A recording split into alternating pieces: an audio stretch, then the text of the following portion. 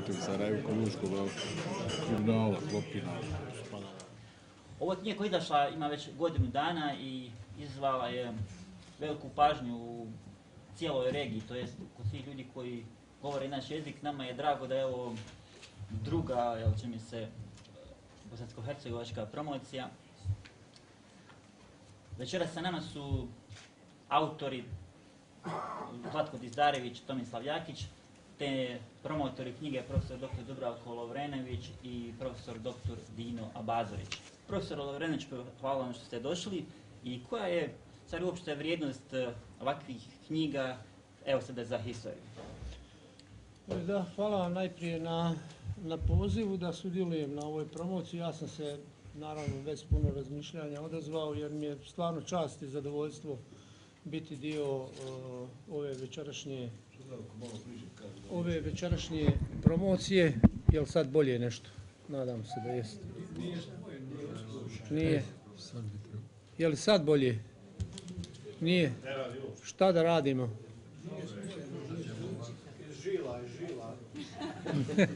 Pa dobro, evo ja ću pokušati malo glasnije, da pričam. Dakle, moj motiv je bio vrlo jasan i sad baš govorim profesoru kolege Abazoviću, u ovoj knjizi sam pokušao markirati neka mjesta koja bi ja večeras negdje nešto želio pročitati. Međutim, vrlo brzo sam shvatio da će biti previše markiranih mjesta. Zlatko je ovdje plavi, a gospodin Jakić je zeleni. Da ne bi Zlatko možda shvatio to da je recimo obratno. A možda shvatio bi sigurno. Pa znam ja da bi shvatio. Mi uopće nećemo reći šta bi shvatio. Da, nije loše možda ovako pristupiti temi. Gledajte, knjiga je sa stajališta, ja sam je čitao zapravo najprije kao historičar, htio ili ne htio. Morao sam to čitati kao historičar i budući da nas autori ne ostavljaju sa neodgovorenim pitanjima. Autori postavljaju brojna pitanja i eksplicitno ili implicitno nude odgovore. Ja sam na kraju se ipak pitao ima li ikakav način da se kao pojedinci i kao društvo, mislim ovdje na nas u Bosni i Hercegovini, da ne kažem sad suprotstavimo, da ne kažem da pružamo neki otpor, ne znam ni ja, najmanje oružani, ali možemo li naći odgovor na jednu egzistencijalnu situaciju u koju je došla kompletna, čini mi se, povijest, u kojoj se ne vidi izlaz. Mi više, ja poslije čitanja ove knjige i sličnih knjiga, teško je da mogu da kažem da vidim neki izlaz. Prije bih, i to sam sebi pripremio kao jednu malu bilješku, citirao Petera Sloterdijka koji o tome puno preciznije govori. Međutim, bez obzira na to, mislim da je vrijednost ove knjige sa stajališta moje struke, historiografske, nesumnjiva i mislim da je preporučljiva historičarima. Tim prije, evo, s tim ću ovaj dio završiti, tim prije što smatram da mi historiju, ja se bavim srednjim vijekom, to je davno bilo i to je valjda posljednja epoha koja je o sebi mogla stvoriti bajku.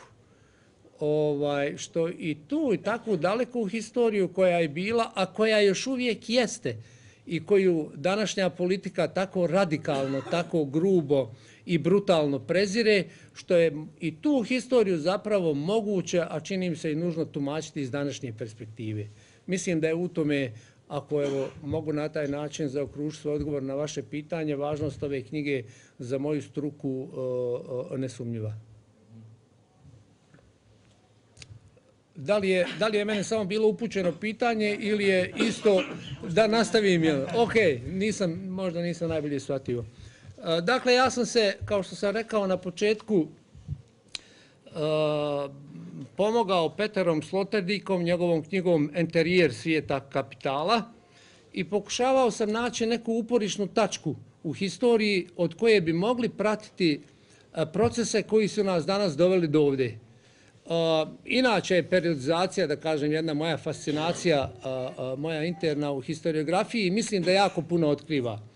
Sloterdijk tvrdi da je to kristalna palata u Londonu, mjesto prve svjetske izložbe iz 1851. godine. ja u svoje napomene ovdje kažem koje li slučajnosti. Te godine, 1851. Fra Ivan Frano Jukić uputio je sretno vladajućem sultanu Abdul Medžidu molbe i željbe krstijana u Bosni i Hercegovini, koji zapravo je koncept predstavlja prvi puta formuliran koncept ljudskih prava i političkih sloboda. Koliko mi danas znamo o tome u ovoj zemlji, koliko tome pridajemo značaja, to je drugo pitanje. Dakle, 1851. godina, preskočit ću događaje koji stoje između 1851. i 2015. godine. Ono što danas Sloterdijk tvrdi, a čini mi se da je ova knjiga također u velikoj mjeri ili najvećoj mjeri to potvrđuje, da je taj, kako ga on zove, enterijer, izgrađen na kapitalističkim viškovima i da određuje sve. Primarna činjenica, kaže Sloterdijk, savremenog duha nije da zemlja kruži oko sunca, nego da novac kruži oko zemlje. I mislim da je to, čini mi se, savršeno opisao. Dalje kaže i ne ostavlja nam baš nikakvu nadu da dok traje kulturni kapitalizam, dok je kulturni kapitalizam na vlasti, svi prevrati koji preoblikuju svijet su zauzdani. Svi, znači, mogući koji bi mogli preoblikovati svijet su zauzdani i kaže, i tu, ovo sam savršeno osjećao prije nego što sam pročitao, a sad mogu i formulirati naravno njegovim riječima. Nema više istorijskih događaja koji bi se mogli dešavati po takvim uslovima, osim lokalnih nesretnih slučajeva. Ako je čovjek u pravu, onda je Bosna i Hercegovina jedan od takvih lokalnih nesretnih slučajeva na koji smo mi, koji živimo ovdje ili zato što hoćemo ili zato što moramo, ali živimo ovdje, možda sami stavili jednu tačku. Da li definitivno, to će pokazati neko buduće vrijeme. I konačno, govoreći o kapitalističkoj globalizaciji, Sloterdijk kaže globalni doseg kapitalizma utemeljen je u načinu na koji uvodi radikalnu klasnu podjelu širom cijelog svijeta, odvajajući one zaštićene u toj sferi i one koji su izvan tog omotača. Gdje smo mi? To bi bilo neko pitanje koje se po logici stvari postavlja i to je zapravo jedno od pitanja, samo jedno od brojnih pitanja koje otvara ova knjiga. Jedno od tih pitanja jeste postoji li prostor politike ili je on za nas definitivno poništen. Kad kažem politike, oba autora u tom smislu su, kako bi rekao, neću reći nemilosrdna, nego nisu milosrdni najprije prema sebi.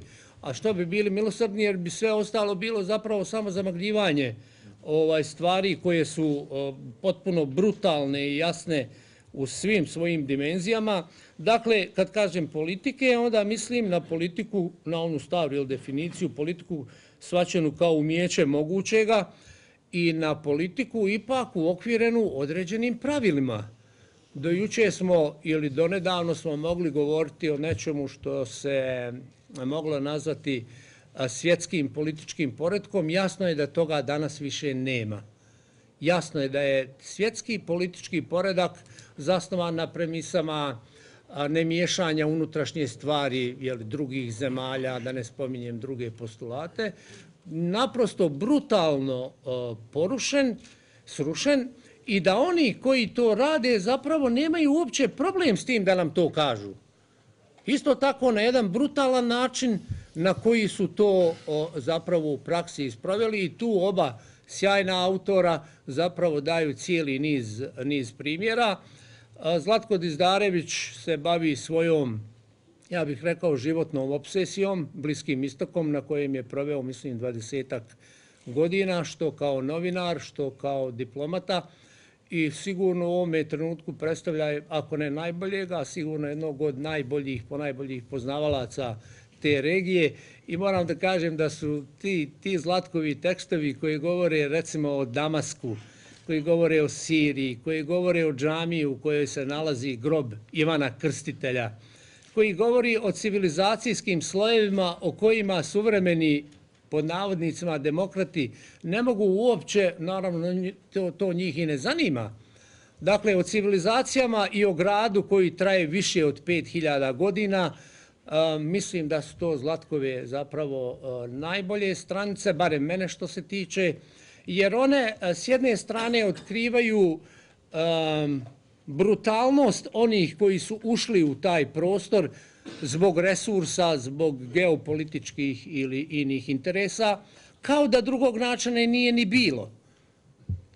Kao da drugog nije ni bilo, nego baš taj koji je izabran, dok s druge strane zapravo otkriva autorov, ne bih rekao sentimentalni, odnosno on mora biti sentimentalni ako provedete tolike godine u tom svijetu, onda ga upoznate, ne na razini izvještaja koje mi danas možemo imati na internetu ili preko cijele mreže medija, nego ga upoznate dubinski, onda tu dobijete recimo anegdote koje vam puno više govore o stvarima ako ih želite dubinski razumijevati nego što možete vidjeti na bilo kojem mediju. Drugo ili sljedeće pitanje koje ova knjiga postavlja jeste mogu li mediji utjecati na emancipaciju pojedinaca i društvenih grupa? Ako je suditi po ovoj knjizi, unatoč svih njezinih zaključaka, ja mislim da mogu. Ako bismo danas, Bosna i Hercegovina je jedna od tema, dakle ja sam izdvojio Bliski istok, Evropu, Hrvatsku i Bosnu. Ima i drugih tema, ja sam sebi skicirao te 4, o Bliskom istoku, evo nešto sam pokušao kazati, o Bosni i Hercegovini. Gdje je danas ova zemlja? Gdje smo mi danas? U ime kojih principa se vodi politika u ovoj zemlji? Ako to samo malo, ako tome pristupimo sa minimumom samoodgovornosti, onda ćemo morati kazati da su to etnonacionalne ili u našim slučajevima etnokonfesionalne kategorije. To su, gledajte, kategorije 19. stoljeća. Nas je Dejtonski mirovni ugovor vratio u zadnje decenije 19. stoljeća i vratio nas u vrijeme etnija. I vi danas imate i u toj takozvanoj akademskoj zajednici gdje se govori o etničkoj podjeli Bosne i Hercegovine. Dakle, ako mi na razini najjednostavnijih riječi koje koristimo da bismo upisali situaciju griješimo, onda je sasvim logično da ćemo doći i do sasvim pogrešnih rezultata, odnosno možda je čak i gore, možda ima nešto gore nego pogriješiti.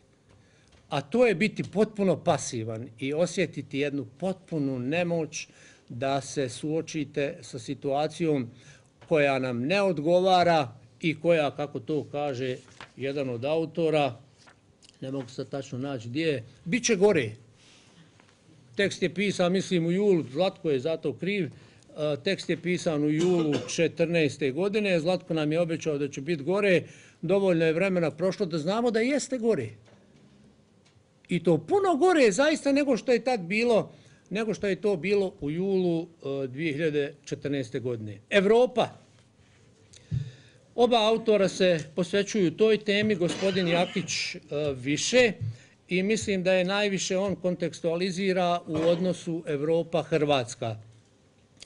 Evropa se i evropejstvo i evropske integracije su se pokazali kao šarena laža.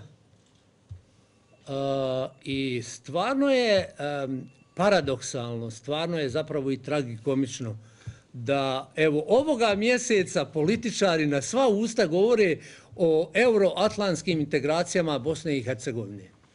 Pa možemo li mi pri tome postaviti pitanje, ako vas neko želi integrirati, priključiti ili kako već hoćete da kažete, tokom proteklih 20 godina sve što je rađeno, rađeno je da se po svemu onome što jesmo udaljimo od onoga čemu se trebamo, s čim bi se trebali integrirati. Dakle, mi na kraju ove godine, odnosno političari, na sva usta najavljuju novi očito ciklus, novu, sasvim siguran, šarenu lažu, jer od bosansko-hercegovačkih evropskih integracija neće biti ništa. Zamislimo sutra da smo u Evropskoj uniji, da se probudimo i da smo u Evropskoj uniji. Šta bi to značilo za nas? Za naše ruinirani školski sistem, za naše zdravstvo, da spomenem samo te dva stupa na kojima počivaju ozbiljna društva i organizirane države. Što se tiče Hrvatske, sve ono što je gospodin Jakić napisao o Hrvatskoj kao koloniji, o Hrvatskoj koja ispraća svoga velikog dirigenta na jednom koncertu u Zagrebu i kaže gospodin Jakić, ta se Hrvatska više nikad neće okupiti čak ni u Lisinskom. Sasvim sigurno je da neće. Meni je tu, što se mene tiče, najbliže pitanje odnosa Hrvatske i Bosne i Hercegovine, takozvano hrvatsko pitanje. Mogao bi o tome nadugo i naširoko, ali neću, naravno. Zahvalan sam gospodinu Jakiću jer mi je pomogao svojim analizama koje su dakako bazirane na ogromnom znanju, na ogromnom iskustvu, slično i kao kod Zlatka. Ali jedna stvar je potpuno jasna i budući da sam o tome i pisao i govorio, mogu to kazati i ovdje. Jedina zemlja u kojoj danas Hrvatska može voditi neku spoljnu politiku, to je Bosna i Hercegovina. Ako neko zna neku drugu zemlju, nek mi kaže. Ali da vidimo sad koja je to politika. To je politika proračuna. Dakle, Hrvati su humanitarni problem. I ako se u ustavu jedne zemlje, a tako se kaže u hrvatskom, Hrvatska je dužna da skrbi o bosansko-hercegovačkim Hrvatima, to znači da su bosansko-hercegovački Hrvati i danas i sutra i u bilo kojem političkom ozračju zapravo humanitarni problem. Budući da oni sami na to pristaju i budući da se sami otimaju za taj neki novac koji Hrvatska izdvaja za tu pomoć, onda se mora reći da zapravo ovo što se danas imenuje hrvatskim pitanjem, to nije zapravo nikakvo hrvatsko pitanje. To nije pitanje trećeg kanala i to nije pitanje dvaju škola pod jednim krovom. To je potpuno drugo pitanje čiji početci sežu u 19. stoljeće, kada je u suštini jedna romantičarska ideologija zamislila neke granice i pokušala promijeniti historiju na tim osnovama, ali neuspješno. I gdje se pokazuje, i tu zapravo gospodin Jakić jako precizno definira stvari, da ne čitam sad ovdje šta sam sve podvukao, zapravo jedini autentičan historijski razvoj Hrvatske u političkom i kulturnom smislu odvijao se u drugoj Jugoslaviji, ako hoćete u Titovoj Jugoslaviji. I prije i poslije toga nije, rekao bih u tom smislu, vrijedno spomena. U tom kontekstu oba autora se dotiču pitanja europeizacije. Na kraju, da isključimo rat, 20 godina iza nas, ono što mi danas imamo od europeizacije su dva pojma.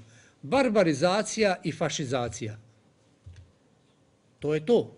To je ono što možemo znati danas u svim sferama javnog života, da ih ne spominjem posebno, ali dakle od ovoga i ovaj mjesec nam najavljuju konačno otvaranje pregovora sa Europskom unijom.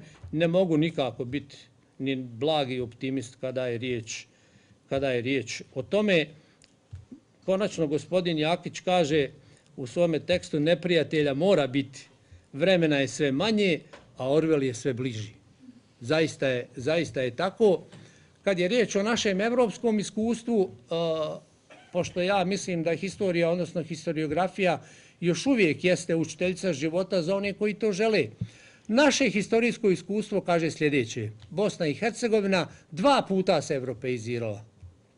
Prvi put sredinom 13. stoljeća, kada je odbila program latinskog univerzalizma i uvođenja latinske liturgije u Bosnu i Hercegovinu, odnosno u srednjevjekovnu Bosnu, napravila raskid sa Rimom, osnovala vlastitu državnu crkvu, crkvu bosansku, i zaista se europeizirala. Bila je dio evropskog tržišta, bila je dio svih kulturnih, ekonomskih i intelektualnih procesa koji se tada odvijali u zapadnoj Evropi, ali kao autonomna politička jedinica, kao formirano političko tijelo. Drugi put to se dešava 1941. 1945. Znamo o čemu govorimo, o NOB-u, o antifašizmu i o tome zapravo da je Bosna i Hercegovina kao republika unutar Socijalističke federativne republike Jugoslavije zapravo sa Ustavom iz 1974. godine zaokružila svoju državnost. Ni treći put, potpuno sam uvjeren u to, neće biti moguće europeizirati Bosnu i Hercegovinu na pravi onaj produktivni način, na način da baštinimo zaista najbolje iz evropskog kulturnog, političkog iskustva, nego na taj način da Bosna i Hercegovina zaista postane ozbiljna država. Koliko smo danas daleko od toga, ova knjiga o tome jako precizno i zorno svjedoči. Pitanje je samo, ja to na kraju ovoga svog izlaganja i ostavljam kao pitanje svima nama, da li su sve mogućnosti potrošene. Hvala vam lijepo. Hvala profesore Bazić što ste opet večeras sa nama i podijelite na svoje dojmove o knjizi. Hvala vama na pozivu i zaista nije poza kad se kaže da je zadovoljstvo promovirati ovu knjigu i posebno je zadovoljstvo meni promovirati izvan Sarajeva. Mislim, ne kažem da sam imao priliku da je možda ne bi govorio u Sarajevu, ali ja u zadnje vrijeme nešto više volim govoriti izvan Sarajeva. Makar to bio i Mostar. Šalim se. Stvari stoje otprilike ovako, da vam kažem iskreno. Ja ovu knjigu sam imao priliku čitati u nekoliko navrata. I da budemo krajnje otvoreni, vama je, čini mi se, koji ste imali priliku da je pogledate ili onima koji niste imali da je priliku pogledate, većinu ovih tekstova, ovi se tekstovi mogli čitati u različitoj periodici, u časopisima, na internetu, u dnevnim novinama, tjednicima itd. Međutim, kada je ukoričena knjiga, dakle te kolumne, eseje, tekstove, ipak čitate na različit način i mislim da je urednički ovaj posao u Rabicu dosta dobro urađen i to ne smijemo zaboraviti. Jel? To je jedna stvar. A druga stvar, meni je zadovoljstvo možda ne samo u profesionalnom smislu je čitati, jer je važna knjiga, reći ću kasnije. Zašto mislim da je važna knjiga? Pa možda ne samo i kao sociologu religije, nego mi je važna čitati je generacijski. Jel? Ja ne pripadam ni na koji način generacija autora je zapravo generacija mojih roditelja, da se razumijemo. Jel? I ja imam, bez obzira sad na neke godine i iskustvo, stalnu tu borbu s tim šta su radili oni u vrijeme kad su bili kao ja. To su vam 90-ti, da se razumijemo. Jel? Ponekad vi danas imate sentiment prema penzionerima, ja nemam nikakvog sentimenta prema penzionerima jer su oni 90-ih bili taman koliko ja sad godina imam otprilike. Jel? I sad, znate, kad uzmete takvu vrstu jednog povijesnog svjedočenja, a ovdje se radi o ljudima koji su, kao što vam je poznato, prisutni na javnoj sceni i duže od tih 20, dakle preko 40 godina svaki na svoj način, pogotovo u novinarstvu, onda, ne znam, nekako ta transgeneracijsko čitanje vam se otvara u nekim malo drugačijim ključevima. Jel? I trudio sam se, naravno, u znanstvenoj perspektivi, baš da ne budem suviše subjektivan, i nisam bio subjektivan. Ali mislim, naravno, da što me posebno zainteresiralo je da imate jako puno polemičkih mjesta u ovoj knjizi. I ja se sa dosta stvari ovdje i ne slažem baš. Jel? Ali smatram da ta kultura dijaloga ili kultura neslaganja nama treba u mnogim stvarima. Druga važna opaska nije kritika, jeste da tekstovi ove vrste zapravo su na specifičan način jako zavodljivi. Kad jedan broj ljudi bude čitao ovu knjigu, bude čitao ove tekstove, jel, eruditski, majstorski ispisan, jer pazite, godine su tu i godine zanata stoje iza svega toga, vama se to čini onako bjelodano, jasno na nekih 5-10 stranica o nekoj vrlo kompleksnoj temi, ali se nekako, imam osjećaj, zaboravlja koliko znanja, iskustva, razgovora, pročitanih knjiga stoji iza tog teksta od nekih 10-ak stranica. Jel? Tako da se bojim da će ponekad za neke ljude neki od ovih tekstova biti, ne bih volio da je tako, ali očekujem, pa neka i to je demokratski, jel? Biti možda povodom da se razvijaju one kod nas tako lijepo prisutni, znate, vrlo plodno tlo za te teorije zavjera i znate da će vrlo, jesam ja to, oduvijek sam govorio da je to tako, pa sam sad konačno dobio potvrdu. Nije ta baš potvrda na ovim stranicama, bar ja to tako čitam, pisana zbog toga, ali kažem da je važan kontekst kad čitate tu knjigu. A šta je zapravo taj kontekst? Ja ću nešto kazati o kontekstu i neću ponavljati ono što smo čuli od mog uvaženog kolege i profesora Lovrenovića, dakle ni tematski, nego ću govoriti o samom kontekstu. Danas globalni kontekst, ali i kontekst Bosne i Hercegovine u tom smislu, je da etos već dugo nije nikakvo kritičko mjerilo Kratosa. I to je prva čvrsta činjenica. Dakle, moral niti sudi, niti određuje, niti provladava nikakvu vrstu vladanja, pa ni uskog političkog vladanja nigdje. I to ova knjiga vrlo zorno pokazuje. Dakle, mi nismo specifični u tom smislu, to je postalo univerzalno globalno pitanje. Druga važna stavka ili drugi važan crtica uz moje čitanje ove knjige je da je moć, naravno, i dalje najznačajniji pojam politike, ali pitanje je danas aktuelnije nego što je možda ikada ranije bilo. Zašto samo kao politika nadmoći, a ne kao politika mogućnosti? Dakle, radi se o vrlo konkretnom problemu u kome se moć razumijeva samo kao politika nadmoći, nikako kao perspektiva neke mogućnosti. I onda taj žal za prošlim vremenima, i u međunarodnim odnosima, ako hoćete, žal za određenom situacijom u kome je možda bilo uvjetno rečeno lošije, ali su se bar znala pravila igre. Danas ih više nema. Danas ih više nema zbog politike nadmoći. Tako sam ja to čitao. Drugo važno pitanje i za Bosnu i za globalni kontekst i za same autore koje držim, pored njihovih vrlo važnih uloga koje su imali i kao diplomate i kao analitičari, ali prije svega kao vrhunski majstori novinarstva. Drugo važno pitanje, da li pojam javnosti više i na koji način ulazi u kategorijalni i pojmovni aparat politike? To je vrlo važno pitanje. Ja mislim da svjedočanstva u ovim tekstovima koje čitamo su malo različita ili ja profesora Dubravka nisam dobro razumio, ali ja mislim da javnost više ni na koji način ne ulazi u kategorijalni i pojmovni aparat politike. Nigdje. Od Sjedinjenih Država do Bosne i Hercegovine. Dakle, to je jedna potpuno novo nastala situacija u kojoj mi zapravo svjedočimo manipulacijom javnošću da se stvara privid demokratski ustanovljenih odnosa. Ali to je vrhunska, pa sad ne znate poznate riječi, spinovanja, PR majstori kuhinje, odnosi s javnošću i tako dalje. Zapravo radi se o manipuliranju javnosti i u tom smislu ta javnost više nije nikakav korektiv, niti bilo šta što bi bilo u kategorijalnom pojmovniku politike u užem i politike u širem smislu. E sad, naravno mi možemo govoriti o kulturnoj hegemoniji, možemo govoriti u Bosni i Hercegovini kao slaboj javnosti, možemo govoriti o problemu institucija vlasti. Međutim, iz čitanja ove knjige se također vidi da institucije vlasti i kod nas, kao i drugdje, koje ne vode računa o vrlo konkretnim problemima građana, samo pospješuju rast nacionalizma, šovinizma, fašizma i ostalih izama sa negativnim predznakom. Zato što se doista ne bave konkretnim problemima građana ili kolektivnih grupa u kom god hoćete smislu. Dakle, jeste malo pesimistično, ali je tako. Drugo važno pitanje tog generacijskog koda i ljudi koji su, dakle, prije svega intelektualci, jeste šta su danas u Bosni i Hercegovini, pa i ne samo u Bosni i Hercegovini, zapravo intelektualci. Ja sam se malo zagrebao po nekim svojim čitanjima i onda sam se sjetio da bi korektno to ispoštovao jednog predivnog teksta profesora Đure Šušnjića, koji kaže za intelektualce, ja se nadam da mi uvaženi autori neće zamjeriti, intelektualci su ovdje suvišna pamet ili pametna suvišnost. Dakle, jedno od to dvoje.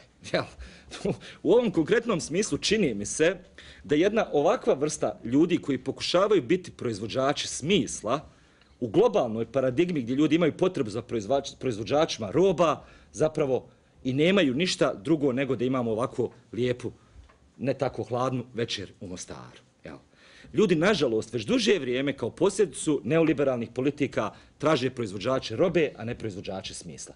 I stoga ta Šušnjićeva parabola, da li su oni suvišna pamet ili pametna suvišnost, ne znam, ne želim biti neskroman da i sebe upisujem, ali evo bar ovu četvoricu desno od mene sigurno u tu grupu svrstavam i naravno jedan veliki broj vas koje poznajem. Pa da idem. Zašto to spominjem, Zlatko?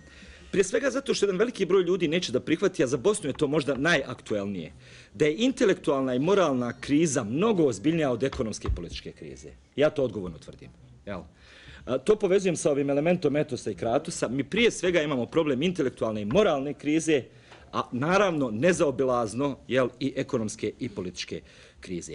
Ja naravno neću ići tako daleko, profesor Lovrenović to zna, da tvrdim kao Mary Evans u ovoj svojoj nekoj vrlo važnoj knjizi koja se zove Killing Thinking, ubijati mišljenje, da ona recimo daje nama kritiku da više kritičkog mišljenja uopšte nema na univerzitetu. Da se ono zapravo razvija samo izvan univerziteta.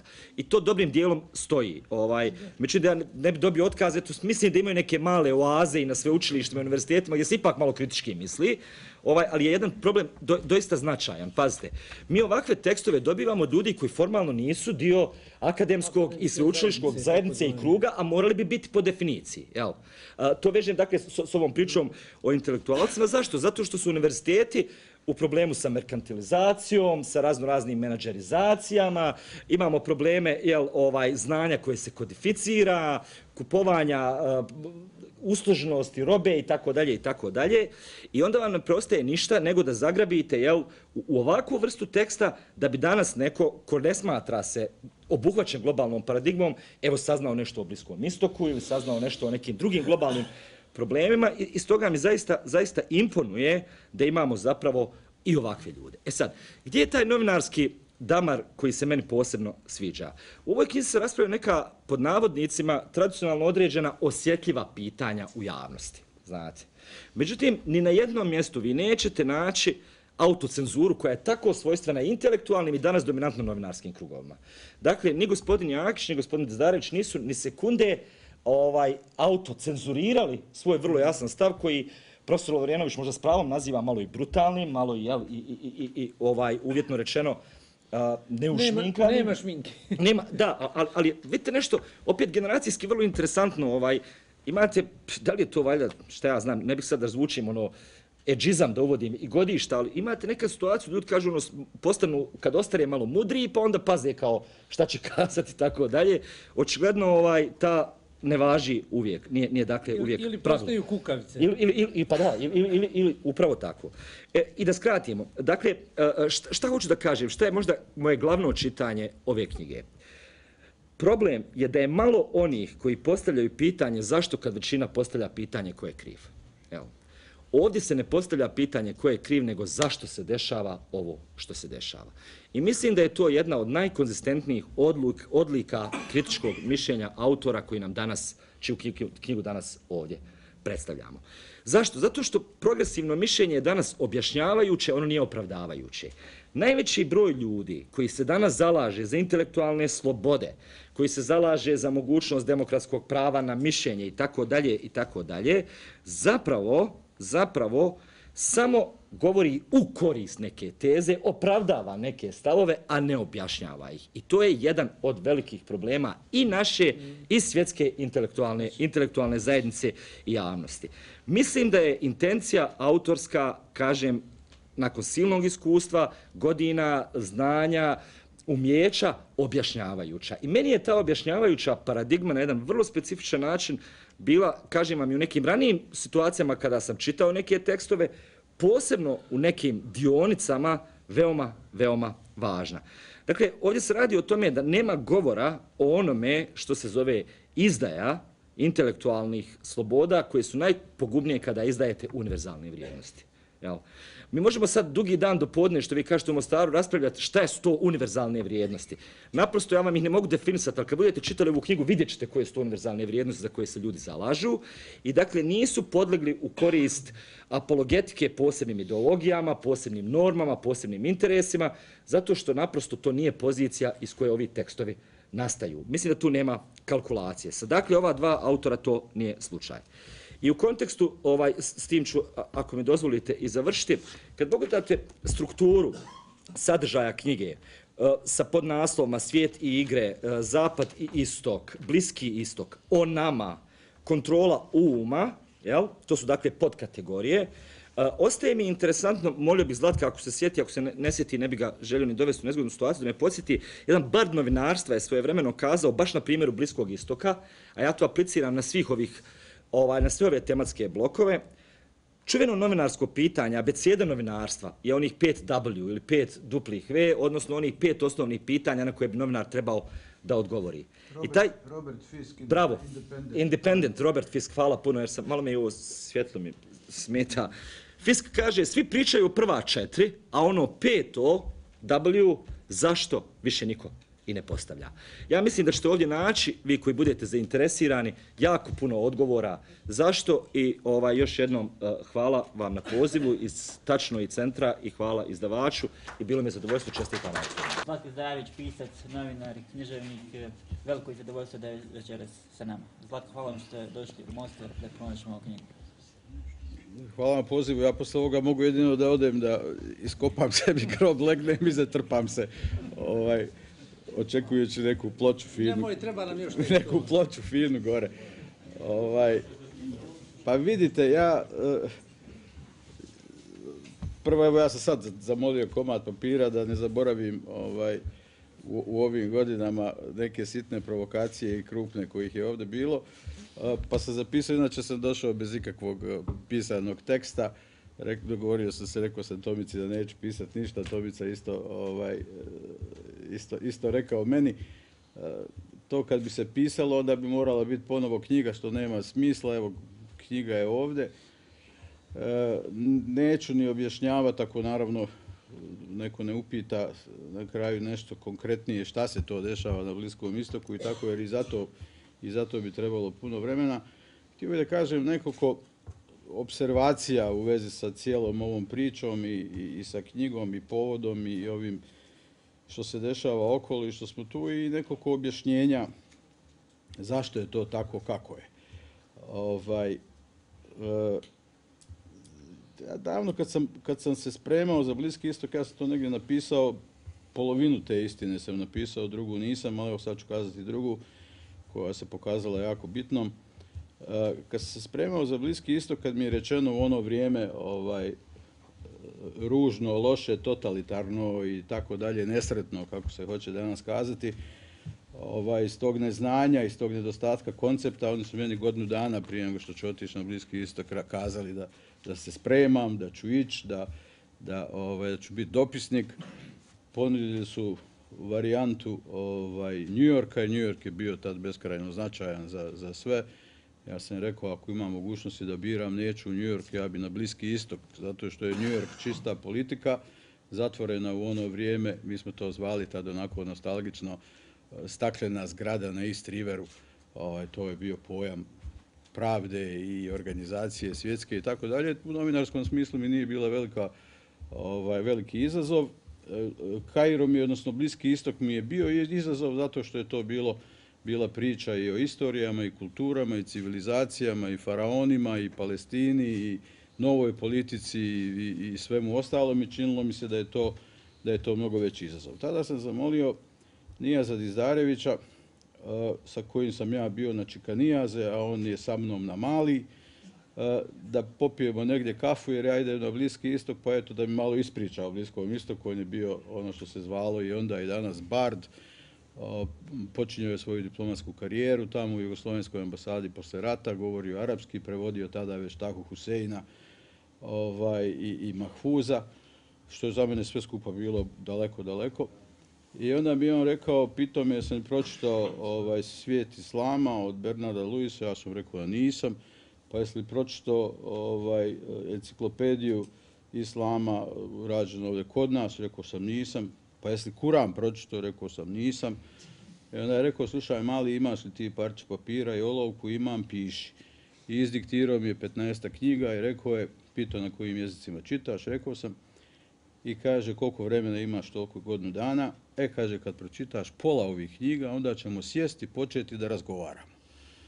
I tako je bilo. Ja sam pročitao pola tih knjiga, od kojih sam neke mogao da nađem da kupim kod nas, neki nije bilo, dao mi je on, neke smo naručili i tako dalje. I onda smo razgovarali 6 mjeseci, najmanje 2-3 puta sedmično u Morića Hanu, u Sarajevu, o svemu, o mentalitetu, o istoriji, o karakterima, o svemu tome. I što je otvaralo, naravno, potrebu da tražim nove knjige da čitam. I prije nego što sam krenuo, rekao mi je 2-3 stvari. Doslovno dan, dva prije nego što sam krenuo na Bliski istok. Rekao je, prvo, ako se ne potrudiš i ne uspiješ da shvatiš njihov način razmišljanja, koji je potpuno drugačiji od našeg načina razmišljanja, drugačije su percepcije, drugačiji je smisao, drugačije su tumačenja i tako dalje. Ako ne shvatiš, a ideš da pišeš o njima i da ih objašnjavaš nama. Ako ne pronikneš u to, nećeš nikad ništa napraviti od svog posla. A da bi proniknuo u to, čim odeš otiđi odmah na Han Halili, najveći bazar u Kairu, ono najveći u svijetu, oni će te treći put kad dođeš prepoznati, počet će te zivkat po onim dućanima njihovim, zvaćete na kafu i tako dalje, sjedi, razgovaraj, uči i pokušavaj shvatiti o čemu se radi. Druga stvar, njihova politička logika je potpuno drugačija od naše političke logike. Njihova politička logika je logika koja se stvara i ukršta na 3 različita nivoa. Jedan je taj globalni, svjetski, na kojem je isključivo nafta i interesi, drugi je taj regionalni gdje imaju svoje istorije i sudare i slaganja i neslaganja i mržnje i ljubavi između država tamo. Prema tome, ako su zajedno na jednom nivou, ne mora da znači da su zajedno na drugom, na jednom nivou mogu biti prijatelji, na drugom u nekim koalicijama sa potpuno trećim. I treća stvar je, treći je nivo, su njihove unutrašnje situacije, njihove istorije i sve to skupa što moraš naučiti znati. Ja sam trebao da budem i bio sam dopisnik sa cijelog Bliskog istoka, dakle onoga što se smatralo tad Bliskim istokom, iako su tu različita tumačenja. I znao sam da ću morati i otići, da sam odlazio i tako dalje i učio. Međutim, onda je rekao jednu stvar koju ja nisam spomenuo na drugom mjestu, koja se pokazala kao kapitalna u tom smislu da je ovo što je ovako kako je i svi ostali tekstovi koje sam napisao su takvi kakvi su i ovi koje ću napisati, ako bude sreće, će biti opet isti takvi, a sve je to bitno drugačije od mnogo čega što se smatra mainstream medijem i što se smatra zvaničnim tumačenjem i realnosti. Nijaz mi je tad rekao jednu stvar, kaže, doslovno se sjećam, kaže, nećeš to odmah shvatiti što ću ti sad reći, ali pašće ti na pamet jednog dana i vodi računa o tome. A šta je bilo? Vidim ja, kaže, ti si malo pokazivao od nekakvog interesa i za politiku, pa nešto omladinska organizacija, pa neki komiteti omladinski, pa sam ja 3 godine proveo u Beogradu u to vrijeme u Savezu obnovljene Jugoslavije kao profesionala. Vidim ja, kaže, hoće to malo tebe, a hoćeš i ti malo toga. Kaže, da znaš i zapamti, ako budeš imao u životu koji hoćeš da je novinarski, koji hoćeš da je dopisnički, koji hoćeš da je takav kakav je, ako budeš imao imalo političke ambicije u životu, nikad nećeš biti dobar novinar. Jer će ti uvijek ono što budeš pisao, pogotovo tumačenja raznorazna o svijetu, o svemu tome, uvijek će ti biti pritisnuta pitanjem kako neko tamo to što si ti napisao, šta on o tome misli, slaže li se to, ne slaže, je li to protiv tebe ili nije protiv tebe, hoće li to neko sutra jednog dana knjižiti kao skretanje i tako dalje i tako dalje. Ja moram da kažem da sam, tačno je da nisam odmah prepoznao tu cijelu priču, ali što sam bivao stariji, što sam duže bivao tamo, bivalo mi je sve jasnije da šta je on time htio da kaže. I možda izgleda malo prepotentno danas ako kažem, prije nego što sam uplovio u ovo što je uslovno rečeno bio državni posao i diplomacija i tako dalje, meni je bilo potpuno jasno da ja nemam apsolutno nikakvih ambicija što se politike tiče i ako hoćete da to prevedem na malo brutalniji jezik, baš me briga šta će ko misliti o onome što ću ja da napišem ako ja vjerujem da je to tako. A vjerovao sam i mogao sam da vjerujem zbog toga što sam se 35 godina, otkako sam otišao prvo sam zapravo otišao 82. kada je počinio građanski rat u Libanu, jer su tada u funkciji budućeg mandata na Bliskom istoku tadašnje oslobođenje imalo i pameti i snage da me u funkciji priprema šalju svugdje gdje je trebalo, gdje se dešavalo nešto značajno, pa je tako 82. kada je počeo građanski rat u Libanu, Sabra Šatila, koji ima godina pa se sjetit će se, otišao sam na nekoliko sedmica, pa sam ostao skoro godinu dana. Dakle, to je nešto što se pokazalo kao jako bitno danas, ne samo u mom slučaju, nego u slučaju praktično svih novinara koji se hoće ozbiljno baviti ili misle da se hoće ozbiljno baviti, a izazov je ogroman. Zbog toga što je sve pod milim Bogom pokrila takozvana politika, pa da je to Bog do politika ni po jada, nego je to karikatura politike, to su mali, sitni, piljarski interesi koji se dižu na nivo politike, a u ime kojih se ljudi odriču svoje pameti, svog znanja i svega onoga što u životu hoće da budu, nesvjesni da će sutra, kada onaj sitni mali pravac u politici koji oni drže, kada se promijeni, da će biti pušteni niz vodu i najveći u takozvanoj današnjoj politici, a kamoli oni čiji je smisao života biti mali uz njih. A ovo što su naše današnje vanjske politike, takozvane, da ne ulazim u unutrašnju, naravno vanjska politika je produžetak unutrašnje politike i ništa više, kao što je unutrašnje politike nema ako nema države, prema tome ajmo da razmislimo zašto mi nemamo unutrašnju politiku. Pa nemamo zato što nemamo državu. A pošto nemamo unutrašnju politiku, nemamo ni vanjsku, a pošto nemamo vanjsku, nemamo ni diplomaciju. Diplomacija služi samo zato da bi se imenovani ambasadori, čast izuzecima, postavili tamo gdje gazda hoće jednog dana sa ženom da dođe u kupovinu i u šoping pa da ima dobrog domaćina. Što se naslanja i na globalnu činjenicu da se politika ne vodi više preko diplomacije. Zapravo politika se ne vodi uopšte u takozvanim političkim krugovima, nego se vodi u onome što se zove korporativni krugovi, bankarski krugovi, imperijalni krugovi, a politika je samo produžena ruka i egzekutor.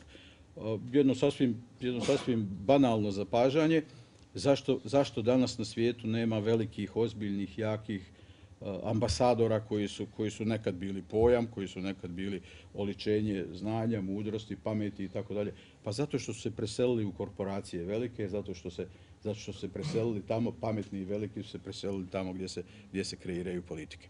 A u ovome što je diplomacija, nije to samo stvar sa Bosnom i Hercegovinom, mi smo tu potpuno nebitni, to je tako i sa svim drugim diplomacijama. Ako uporedite danas u Bosni i Hercegovini, kažem još jednom čast izuzecima kao i uvijek, ne treba to spominjati, ako spomenete danas recimo rang diplomatskog kadra u Bosni i Hercegovini u odnosu na onaj koji je bio 96. 7. 8.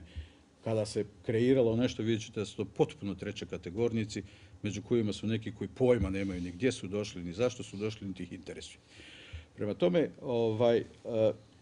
promijenilo se, tačno je to da sam ja pritisnut po logici godina, iskustva i tako dalje, da sam ja pritisnut pomalo i nostalgijom, da sam pritisnut i nekim sjećanjima, ali što je mislim čak i prirodno, ali u tim sjećanjima i u toj nostalgiji ima jako mnogo sjećanja na sistem, ima jako mnogo sjećanja na zanat, ima jako mnogo sjećanja na nešto što je bila škola i bez čega se nije moglo.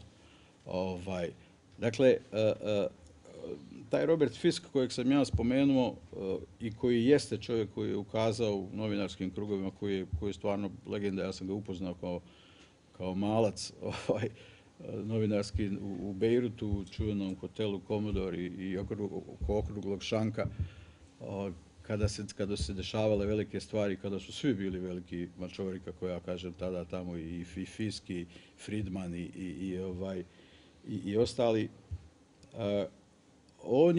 On je prvi tada rekao, dvije su stvari upropastile novinarstvo. Jedna je trenutak kada je slika zamijenila riječ i kada je smisao zadatka novinarskog bilo imaš 45 sekundi ili imaš minutu i po i napravi temu. U ti minutu i po može proći samo ono što je skandalozno, što je šaka u glavu, što je prst u oko i sve izvan toga je nebitno. Prema tome, onog trenutka kad je u tom kontekstu slika zamijenila riječ, novinarstvo je zakoračilo jednim korakom u vlastiti grob. A ova priča, zašto među onih čuvenih 5 pitanja koja su se učila u svakoj osnovnoj školi novinarstva, ko, kad, kako, gdje i tako dalje, zašto nedostaje zašto? I zašto je suštinsko pitanje u svemu tome na koje je trebalo odgovoriti zašto je ono eliminisano? Pa nije ono eliminisano tek tako. Ona je eliminacija tog pitanja, zašto vi nemate zašto, je zapravo dokaz, najblaže rečeno, loše savjesti u vezi sa onim o čemu pišete i kako pišete, dokaz naloga da se sakrije ono što informacija danas treba da bude. Danas informacija ne služi da bi se kazalo, da bi se objasnilo, da bi se reklo, da bi se saopštilo informacija, služi da bi se neko promovisao ili neko srušio, da bi se neka politika promovisala ili neka politika srušila. Sve ostalo je nebitno i to je brutalno nebitno. Mi imamo, pogledajte situaciju, pogledajte izvještavanje i priču o izbjeglicama. Ovo sad u posljednjih nekoliko mjeseci. Kada su krenuli, poplave su bile, svi mediji su bili zatrpani pričama, dramama, smrtima u vodi, odakle idu, koliko ih ima, ko je prošao, ko nije prošao, jesu li podignute žice ili nisu podignute žice, koliko je ko skupio pelena da im se da ili nije skupio pelena da im se da, ko je bio tu lafa, ko je bio stoka, jer mi znamo da su oni takvi kao što mi smo takvi. Dakle, sve ste to imali u toj priči, samo niste imali priču zašto su oni izbjeglice, odakle oni idu, zašto su oni postali izbjeglice, zašto Sirijci nisu bili izbjeglice prije 4 godine, ne možete na prste jedne ruke i možete pronaći, a danas su kao udar na sistem. Zašto oni na nas napadaju? I tako dalje, i tako dalje. Prema tome, zašto? Pa zato što ti koji su i proizveli, koji su im srušili kuće, koji su im srušili državu, koji su im srušili živote, koji su im sve srušili, zato što oni to neće da kažu. A ovi su izbjeglice za to. I oni su i sad sve ostalo kasnije dolazimo u jednu drugu fazu koju je spomenuo, mislim, Dino, koja se meni godinama otvara pred očima i od koje ja imam uvijek strah. Stalno mi se činilo na tom Bliskom istoku, kako sam više upoznavao taj svijet i kako sam više ulazio u priču, stalno mi se činilo da sam na ivici teorije zavjere. I stalno mi se činilo da to što ja vidim i što slutim, a vidim na osnovu toga što sam tamo, što sam naučio, što sam ušao u to kako razmišljaju, što vidim se, što znam kakav je bio Bliski istok 80. godina, kako su ti ljudi živjeli u Kairu, kako su živjeli u Damasku, kako su živjeli na drugim mjestima, a znam kako su živjeli sada. Stalno mi se, dakle, nije bila velika mudrost otkriti o čemu se tu zapravo radi. Nisam ja to otkrivao zato što sam bolji bio od ostalih, nego sam imao sam sjajnu priliku koja mi se složila. Ja sam beskrajno zadovoljan čovjek svojim životom. Ja sam sve u životu profesionalno što sam htio, sanjao o tome da uradim, ja sam uradio. Zato što su mi se složile prilike tako u životu. I nisam razmišljao o tome da mi treba o tome, izgleda patetično malo i ne morate im vjerovati, ali to je tako. Nisam to radio da bi zarađivao neke pare, nisam to radio da bi pravio političku karijeru. Mene je jednostavno kupio taj prostor i kupila me velika istorijska planetarna priča o tom prostoru koja se tada otvorila i koja se nastavlja i danas i nastavit će se i dalje. A priča je sljedeća. Samo su dva suštinska elementa u priči o Bliskom istoku i zapadnom svijetu, govorimo u zadnjih 100 godina, recimo od raspada Otomanske imperije do danas. Samo su dvije stvari bitne. Jedna je kako oteti resurse, i to naravno pod uslovima pod kojima isključivo odgovara otimaču, sve ostalo je šuplja priča, i drugo, kako ne dozvoliti tom prostoru da se emancipuje. Jer ako se emancipuje, onda će izrasti u društvo, u srednju klasu, u subjekat tačno politički, i onda će neko iz te pozicije ojačati toliko da kaže pa nećete da dobijete, ne možete da dobijete barel za $3, nego će vas koštati $10. A od tih $10 mi ćemo 5 da pretočimo u našu dalju emancipaciju i obrazovanje i tako dalje. Prema tome, projekat je na Bliskom istoku. Kaže, primitivni su, glupi su, ne znaju, teroristi su i tako dalje i tako dalje. Pa šta će drugo biti ako mu 100 godina mu ne daš da se emancipuje, 100 godina mu ne daš da se digne na noge? 2 puta su se digli na noge, 3 puta zapravo. Prvi put sa panarabizmom svojevremeno, koji je uključivao socijalističke ideje ili socijalnu osjetljivost i sve to ostalo, gdje su gurnuli ovo što je Dubravko govorio, srednjevjekovnu kategoriju etnosa u potpuno drugi plan, nego su razmišljali o nekom drugom i rasturili su im u korijenu priče o panarabizmu. Drugi put je bio Irak, 2003.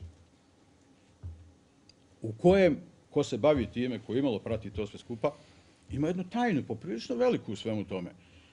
Rasturili su Irak, milioni poginulo ljudi u Iraku, to niko neće danas da kaže, iako su to da, znači, mislim, ko kopa malo po tome, nego se govori o 20, 30, 50 hiljada, tako, milionih. I stvoren je Zarkavi, terorista koji je iz Jordana doveden tamo i koji je začetnik ISIL-a odjela Al-Kaide, ali opet to je velika priča posle nego već. Tada je ispumpana srednja klasa koja se počela formirati u takvom Iraku sa totalitaristom Sadamom Huseinom, sa ne znam svim tim, stvorena je dosta jaka srednja klasa koja je masovno ispumpana nakon te cijele priče. Prema gdje? Prema Evropi. I podijelili su ih između Njemačke i Skandinavije. I usisali su ih Njemačka i Skandinavija bez ikakvih velikih problema. Danas se ljudi iznenađuju kad vide na televiziji intervjue sa Sirijcima koji bježe, kao vidi, svaki drugi ima neku školu, svaki drugi nešto govori neki engleski jezik, pa ne znam ovo, pa ne znam ono.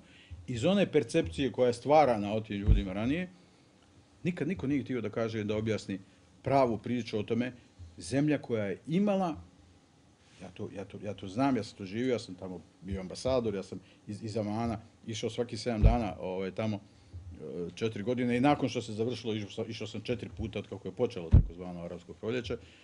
Prije 2 mjeseca sam bio, 3.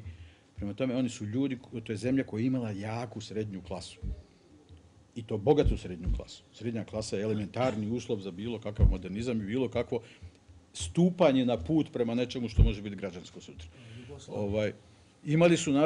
Imali su sve kategorije socijalne od jakog obrazovanja, besplatnog i socijalnog, odnosno zdravstvenog i tako dalje i tako dalje.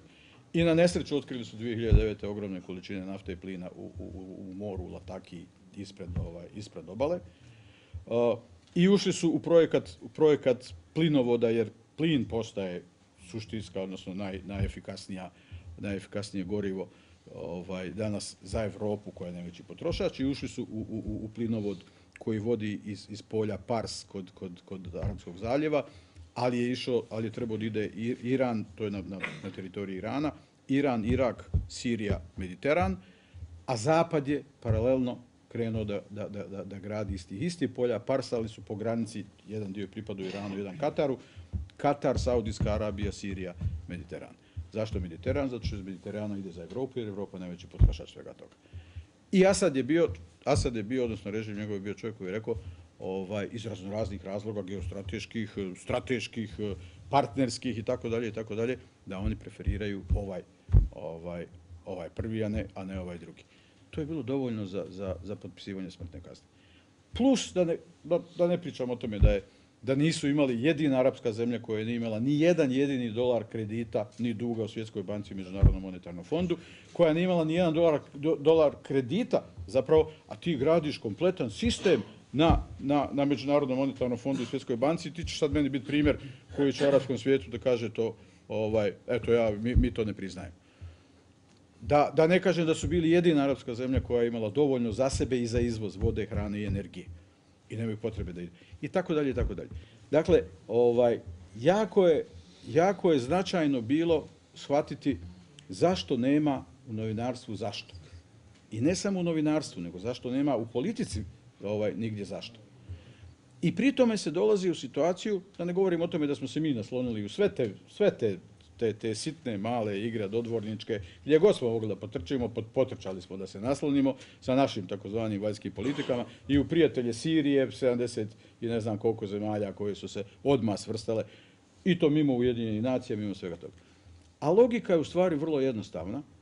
Ako hoćeš da vjeruješ svojim očima, a imao si prilike da vidiš i da čuješ i da saznaš, logika je vrlo jednostavna kad se naravno pojednostavi da bi bila jasnija o ovakvoj priči. Imate nekoliko faza iz kojih se tačno vidi o čemu se radi. U mojoj generaciji, ako ja poživim koliko mi je otac živio, Mostarac by the way, prvi komandant grada Mostara 45. I načelnik štaba 29. divizije 10. Hercegovačke, govorimo o sentimentima prema Mostaru. Prema tome, ako poživimo onoliko koliko je on poživio, u jednoj generaciji je broj stanovnika na planeti je narastao od 2,5 milijarde do 8 milijardi. Koliko je to? 2,5 puta, 3 puta skoro, je tako. Dakle, narastao u jednoj generaciji skoro 3 puta na istoj količini energije, vode i hrane. I to degradirane i vode i hrane. I energije koja curi. Dakle, velike moćne korporacije su, logično iz njihove perspektive, krenule u stampedo otimanja preostalih resursa na planeti. Ti preostali resursi se ne mogu oteti kroz postojeći međunarodni poredak. Zasnovan prije 70 godina na Ujedinjenim narodima, nacijama, gdje se u povelji garantovao suverenitet država, nepovredivost granica, ne miješanje unutrašnje stvari itd. Dakle, Bože, silom jedino. Ako ćeš silom, onda moraš legalizovati i legitimirati tu silu kroz međunarodni poredak. Kroz uvođenje priče o ljudskim pravima koja sjajno zvuči i koja je naravno odlična kad bi bila istinita. Ali nema veze s istinom. I onda si doveo do toga, ajmo da pogledamo gdje smo danas. Danas već imate, i niko to neće da kaže, precizno, jasno i glasno, kako bi trebalo se kaže. Danas već imate situaciju u kojoj se podižu avioni da niko nikoga ne pita. Stvaraju se vojne koalicije, niko nikoga ne pita. Ruše se režimi i sistemi, niko nikoga ne pita. Ja uopšte ne govorim iz pozicije simpatije bilo kakve za Asada. Ali ako ćemo čuvati princip, moramo ga čuvati zbog sebe. Jer ako legalizujemo to tamo, eto i sutra ovam, iako su ovdje već ušli, ovdje je kasno, ali u neku drugu zemlju slične vrste. Prema tome situacija je takva da je već promijenjen međunarodni poredak na način koji je bio neophodan da se može kenčijati silom kako kome pade na pamet. U ime ovoga je kada je počinjala cijela priča, prvi dan, da ne dužim previše, na naša tvornica smo išli, mislili su ovi ostali ambasadori da smo budale, što nam to pada na pamet, pa smo se motali tuda, pa odlazili ujutro, vraćali se uveče. Pa ti kaže, pa jednostavno vidiš prvi dan izašlo je njih 200, mladi ljudi iskreno vjeruju da treba, da ne znam, ovo na krilu ideja revolucionarnih i tako dalje. Uveče je Asad rekao preko televizije, očekujem delegaciju ovih koji su demonstrirali danas, sutra u Damasku, da razgovaramo o pravednim zahtjevima koje oni postavljaju. Sutra dan ujutru su ovi opet izašli tamo, pojavili su se brada, pantalonice, centrala u džamiji i centralno u toj deri i oni izmanipulisani jer su se pojavili, kogod se bavi time mogo je da shvati da su tu predstavnici svih obavještajnih službi svjetskih. Treći dan se pojavili snajperi koji su zapucali s jednog krova na jedne, s drugog krova na druge, profesionalci, stvari odšla. A dan nakon toga su se već pojavile po Siriji gotove, naoružane formacije, raznorazne, eto kao slučajno krenulo arapsko proljeće pa naoružani zapadnim oružjima. A došli su iz Tripolija gdje je već završen posao, prebačeni su 10.000 njih je prebačeno u Siriju, a oružje je išlo brodovima za njima u Siriju i u vojnim krugovima i obavještajnim krugovima. To se zove operacija Pacovska ruta. To prebacivanje kompletno s jednog mjesta na drugo. I tako da je tako. Gdje su se prešli? Prešli su se što su mislili da će završiti za mjesec dana, nisu završili za mjesec dana. Pošto nisu završili za mjesec dana, počela su onda angažovanje svakog živog i crnog đavola koji je bio spreman da ruši režim i odjednom se pojavljuje ko grom iz vedra neba iz Al-Kaide, iz centrale od ozgo, pojavljuje se mala vojna formacija koja se zvala ISIL ili ISIS ili Daesh i tako dalje, Daesh, koji su došli iz Iraka, bili su kao zaduženi za Irak, pa se prebacuju u Siriju, pa onda Zawahiri, zamjenik, odnosno nasljednik Osame bin Ladena iz Pakistana, kaže nije vaše mjesto tu, vratite se u Irak, ovi Kobajagi on njima naređuje, Kobajagi oni neće, ostaju tu i kreće priča u koju oni ubacuju onda ono što se pokazuje kao presudna i dan danas tvrdim da je to mnogo važnije od njihove vojne sile, a to je njihova sociopatološka funkcija i uloga, zasnovana na činjenici da su u igru ubacili mit. Mit o kalifatu, mit o državi, mit o upropaštenoj prošlosti. Dakle, nešto što podiže na noge onda socijalnu tu strukturu i tu fantastično pripremljenu, istorijski pripremljenu regrutnu bazu tih svih momaka tamo koji su desetine miliona, koji apsolutno nikakve perspektive nema ničega i koji ti možda upecaš sa 3 ozbiljna razgovora. Kako ih pecaju ovdje? Kako ih prevode u cijelu priču ovdje? Pa zato što imamo 20 godina proces ničega. Zato što imamo negativni proces u ovoj državi koji je podijeli, odvoji, zamrzi, opljačkaj i tako dalje, i tako dalje. Na drugi način javlja se i ovdje generacija momaka i cura od 20 godina koji nemaju pojma šta će sa sobom. Oni koji su pozavršavali škole, koji ne mogu ni da prismrde, da oprostite poslu, nikakvom i tako dalje, i tako dalje. Stvara se jedna sociopatologija u kojoj je vjera 40, odnosno 95. navodno oslobođena iz onog totalitarizma, pa pošto je oslobođena, onda se prebacila, uglavnom, se prebacila sa kolosijeka religije na kolosijek politike i ideologije. Pa dakle, nemaš čak ni onaj humani aspekt vjerskog obrazovanja ili praktikovanja vjere i bavljenja vjerom, nego imaš ko, da ja njemu majku, da ja njemu oca, oni njihovi, mi, ovi naši i tako dalje, i tako dalje. I ovdje stvaraš jednu regrutnu bazu, odličnu, u kojoj onda svaki fakin koji dođe sa strane može u roku od 15 dana i 15 noći i 15 kafića ujutru da ga vrbuje i kažeš odjednom vidi ga, kaže u Siriji, otkud u Siriji. Prema tome, ništa nije tajna, ništa nije nepoznato, ništa nije nejasno. Ako malo kreneš unazad i vidiš odakle počinje i kuda vodi. A vodi, što se mene tiče, vodi do toga da su, ja sam to nazvao fašisoidni imperializam koji je uzeo sve u svoje ruke. Amerikanci su prodali samo prošle godine 120 milijardi dolara oružja Saudijskoj Arabiji. 15% su skočile posle pada, odnosno rušenja ruskog aviona na granici, 15% su za 24 sata skočile akcije svim u vojnoj industriji, svim proizvođačima oružja. Pa to treba biti blesav pa misliti da je to tako desilo se, pa oni to s tim nemaju veze. Dakle, ja iskreno mislim, nakon svega što sam vidio, tu ću privesti kraju, da u suštini ISIL i fašisoidni korporativizam igraju istu igru.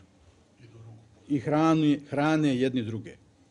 Hrane time što je cilj histerija, cilj je destabilizacija, cilj je mržnja, jer se iz toga onda proizvode ovi kapitaliziraju, ISIL kapitalizira na tome što se sve više i više, sve lakše i lakše ljudi prislanja njima jer će kazati evo šta nam se dešava, oni nas globalno mrze, mi smo ovo, mi smo ono.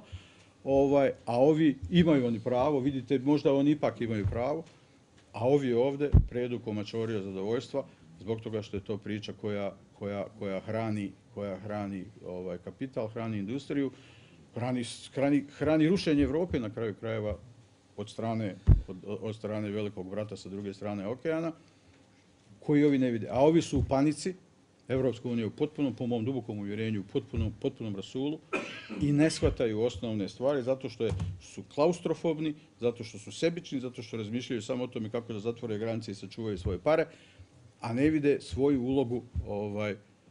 ulogu u svemu tome i nisu spremni da razgovaraju na način na koji se jedino može razgovarati, a to je kako promijeniti politiku koja će gasiti osnove za nezadovoljstva i za stvaranje raskola.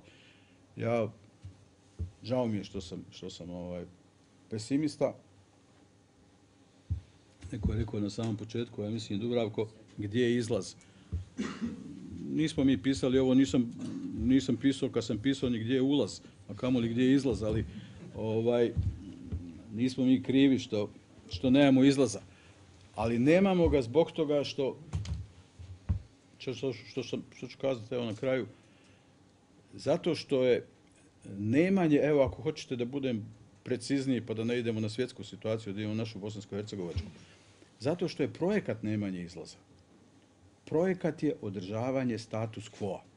Jer jedino u status quo ovakvom kakav je, oni ostaju tamo gdje su i ostaju na vlasti. A razlika između njih danas i njih prije 20 godina, što su prije 20 godina možda imali neke dobre ideje i razmišljali pa bili na nekim stranputicama ili nisu bili na stranputicama, ali nisu umočili ruke bili do ovdje. A sad imaju umočene ruke i noge i sve do ovdje. I sad je pitanje je kako ne napraviti korak u pozitivnom pravcu. Jer ako napraviš korak u pozitivnom pravcu ili prema nečemu ako hoćete što se zove Europska unija. Zato je upravo što kaže potpuno je laž ta priča, ćemo mi izaći na evropski. Ma nećemo mi nikad izaći na evropski put, zato što je cilj da ne izađemo. A kad bismo izašli, onda bi se desilo ovo što se desilo u Hrvatskoj, kad je jednom nogom zakoračilo u Europsku uniju, pola vlade na čelu sa premijerom su završili u zatvoru. Prema tome, znaju jako dobro iz iskustva da se ne smije zakoračiti prema nečemu što je više sistema, više zakona, više profesionalizma i tako dalje, jer to znači bolje tužilaštvo, bolje sudstvo, bolju policiju i sve to skupa, odnosno njih bliže i bliže zatvor. I zato imamo danas pokušaj, ne pokušaj, nego realizovanu priču da se čiste, čak i mijenjaju se čak i oni zakoni koji su tražili da na određena mjesta u državnu administraciju dolaze ljudi po konkursu.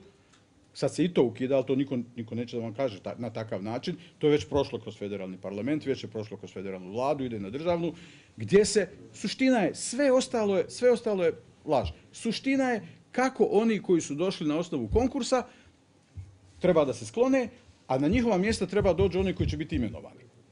Ajmo iz 3 puta pokušati skontati ko će ih imenovati i kako će ih imenovati. To je globalna svjetska priča, to nije priča današnja i u toj priči se eventualno može tražiti ili ne tražiti priča gdje je izlaz. Naravno da bi moglo biti izlaza kada bi svijet bio obogaćen generacijom pametnijih i mudrijih i obrazovanijih i poštenijih političara. Moje iskustvo, ja mogu da kažem da imam pravo da ga imam, jer sam se kretao među njima 15 godina, skoro, i to po svijetu. Moje iskustvo da svijet vode patuljci, da se na prste jedne ruke mogu nabrojati velika imena svjetske politike koji imaju znanja, pameti i racija nekakvog. Nije stvar ni o krajnjoj liniji, ni o moralu, ni o nekakvoj dobrohotnosti, nego je riječ jednostavno o mudrosti. Takvi se mogu nabrojati na prste jedne ruke, ostalo je jedan nivo najstrašnijih birokrata u najgorem smislu riječi. Od njih se ne može očekivati ništa drugo nego ovo što jeste. Pa evo, ako hoćete sasvim konkretno šta jeste, pa eto i to da su otišli Erdoganu na poklonjenje, kleknuli pred njega prošle nedelje i dali mu 3 milijarde eura da on zaustavi izbjeglice, a njegova uloga u stvaranju izbjeglica je bila kapitalna. Eto, toliko o mojim nekim razmišljanjima i motivima povodom ovoga, zašto sam iza ovoga svega. Tomislavu, hvala što je došao iz Zagreba, da bude večeras sa nama.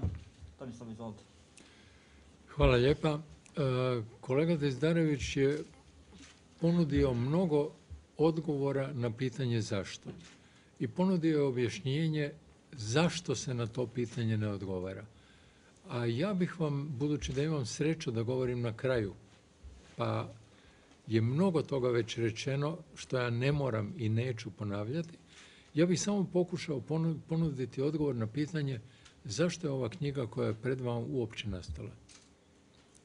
Nastala je zato što smo Zlatko i ja novinari. I to novinari, aludiram i na naše godine, ali ne samo na godine, novinare stare škole, koji su naučili da je posao novinara da vidi, čuje, registrira, izvijesti o tome i stvara svoje zaključke. I ja prihvaćam to što je rekao profesor Abazović, da se nitko ne mora složiti sa svim našim zaključcima. Jer zaključci su naši, zaključci su subjektivni, ali zaključci su izvedeni iz činjenica. Činjenice stoje. Činjenice koje mi navodimo su neoborive. Ako se nešto može dovoditi u pitanje, onda je to naš misaoni mehanizam kojim smo iz određenih činjenica izvlačili određene zaključke. Bilo je tu riječi o nostalgiji. Ja bih rekao da i Zlatko i ja dijelimo trostruku nostalgiju. Nostalgiju prema međunarodnim odnosima u kojima su postojala određena pravila ponašanja, u kojima su postojala načela kojih su se države u pravilu držale, odstupanja je bilo, ali znalo se što je red, a što nije. Drugo, nostalgični smo prema vlastitim državama koje bi imale, a nemaju, formulirane vanjske politike i slijedom toga zauzimale određeno mjesto na međunarodnoj sceni. I treće, nostalgični smo prema novinarstvu u kojem vijest nije senzacija, nego je vijest događaj. Zašto smo pisali tekstove? Ja mogu odgovoriti za sebe. Pisao sam ih na neki način, pa ja ću čak reći iz očaja. Jer sam gledao i vidio šta se događa oko mene, vidio sam jedan svijet koji se urušava, Europu koja se urušava, vlastitu državu koja je u potpunom neredu i naprosto htio sam reći što vidim i što o tome mislim. Kome sam se obraćao? Pa vjerojatno upravo onoj javnosti koju je profesor Abazović spominjao, koja danas gotovo da ne igra nikakvu ulogu, odnosno igra ulogu samo kao objekt manipuliranja. U tom smislu ovu našu zajedničku knjigu možete shvatiti kao jedan, pa možda i Don Kihotski pokušaj da javnosti predočimo nešto što će omogućiti da ne bude samo objekt manipuliranja, nego da zaključuje, da razmišlja, da misli svojom glavom. Ja moram sasvim iskreno reći, svaki put kad dođe red, a ja pišem otprilike 2 teksta mjesečno za tjednik Novosti, kad sam na redu da napišem novi tekst, ja se svaki put pitam ima li to uopće smisla. Takozvani lajkovi na internetskim portalima pokazuju mi da su tekstovi čitani. Do koje mjere ono što ja njima želim reći dopire do ljudi, to ja ne znam. Ali znam da 25 godina imamo medije koji bezdušno manipuliraju javnošću. Medije koji su potpuno promijenili karakter novinarstva, odnosno, da kažem ovako, mediji u kojima je novinarstvo promijenjenog karaktera. Prema tome, danas je vijest ono što se prodaje, a ne ono što je relevantno. Danas je vijest, ako je žena jednog glumca njega prevarila, vijest je tko je ljubavnik, ali nije vijest ono što smo mi nekada nazivali da je događaj od općeg društvenog značenja. Prema tome, i da kažem o vanjskim politikama, sada govorim isključivo na primjeru Hrvatske, ne bih bio toliko pretenciozan da se pletem u bosansko-hercegovačku politiku. Hrvatska vanjska politika se do ulaska u Europsku uniju svodila na to, sa izuzetkom predsjednika Mesića, kod kojega ja doduše nisam bio zloduh, kao što mnogi misle, nego sam bio suradnik i čovjek koji je razmišljao na isti način kao i on, ali svodila se uglavnom na formulaciju naš je cilj ući u Europsku uniju i Atlantski pakt. Nakon što smo ušli, naša se vanjska politika svodi na formulu mi smo članica Europske unije i Atlantskog pakta i mi čekamo njihova stanovišta. Prema tome, nema inicijativnosti, nema idejnosti, nema vlastitog stava, nema predlaganja bilo čega, mada u obje te integracije svaka članica ima itekako pravo da izražava svoje mišljenje, da se protivi mišljenju drugih, tako dugo dok ne bude usvojen zaključak. Tek od toga momenta vrijedi formula mi smo članica i mi to moramo izvršiti. Europska unija, to je poznato, ne uspijeva zajedničku platformu postići praktično ni o čemu. I Atlantski pakt ne djeluje jedinstveno. Jer ako vi gledate u zadnjih 10 i više godina zapravo od Afganistana nadalje vojne akcije Atlantskog pakta, to nikada nisu bile akcije cijelog pakta. Uvijek u njima sudjeluje određeni broj država. Neke ne. Prema tome, ni tu nema jedinstva. I svesti vanjsku politiku na to da kažete ja sam član ovoga, ja sam član onoga i ja čekam njihovo mišljenje, je po meni kažnjivo. Kažnjivo za status jedne zemlje. Ja bih htio da sam građanin jedne zemlje koja ima svoje ja. Nažalost, moja zemlja u ovom momentu ga nema. I na kraju, što se tiče novinarstva, ja sam bio, Slatko je spominjao Fiskovu izreku o tome kako je novinarstvo značajno palo onog momenta kada je slika uvedena u novinarstvo. Ja sam prva generacija televizijskih novinara Hrvatskoj. Prema tome, ja sam jedan od tih koji su operirali sa slikom. Međutim, u ono vrijeme i nama televizijskim novinarima je bilo u startu rečeno da televizija ima 3 funkcije. Da informira, da obrazuje i da zabavlja. Današnja informacija se svela na dezinformaciju, zabava se svela na estradizaciju, a obrazovanja nema.